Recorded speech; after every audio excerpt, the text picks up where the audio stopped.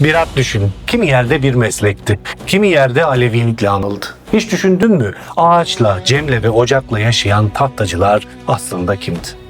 Tahtacılar Yörük Türkmen dünyasının ormanla ayrışan özel topluluklarından biriydi. Bazı araştırmacılar onları Selçuklu zamanında görülen Ağaçeri Türkmenlerinin devamı saydı.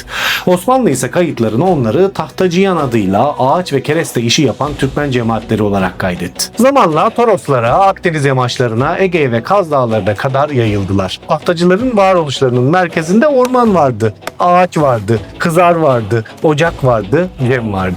Ağaç kestiler, tahta biçtiler, kızar kurdular, kereste taşıdılar, Toroslardan Akdeniz yamaçlarına, Ege'den Kaz Dağları'na uzanan ormanlık hatta iz bıraktılar. Ama bu romantik bir orman masalı da değildi. Tahtacı Fatma belgeselinde gördüğümüz gibi bu hayat erken büyüyen çocuklar, kadın emeği, göç ve yoksulluk da demekti.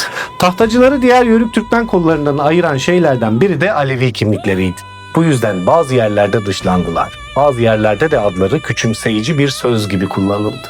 Bu yüzden Cem, ocak ve akrabalık bağı onlar için sadece inanç değil, kimliği korumanın da yolu oldu. Cemevi sadece ibadet edilen yer de değildi. Dargınların barıştığı, sözün tutulduğu, topluluğun kendi vicdanını koruduğu yerdi.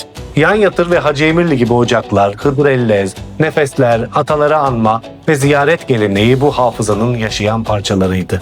Böylece tahtacı adı Türkmen kimliğiyle, Alevi ocak hafızasıyla, Cem düzeniyle ve güçlü akrabalık bağlarıyla örülen bir topluluk kimliğine dönüştü. Zaman değişti. Bazı tahtacı köylerinde orman işi azaldı. İnsanlar turizme, esnaflığa, memurluğa ve yerleşik köy hayatına yöneldi. Ama tahtacı adı köyde, cemevinde, ocakta ve akrabalık bağında yaşamaya devam etti. Evet, bir dahaki videoda Torosların sert hafızası Honamlı Yörükleri var. Kaçırmamak için kanala abone olmayı sakın unutma.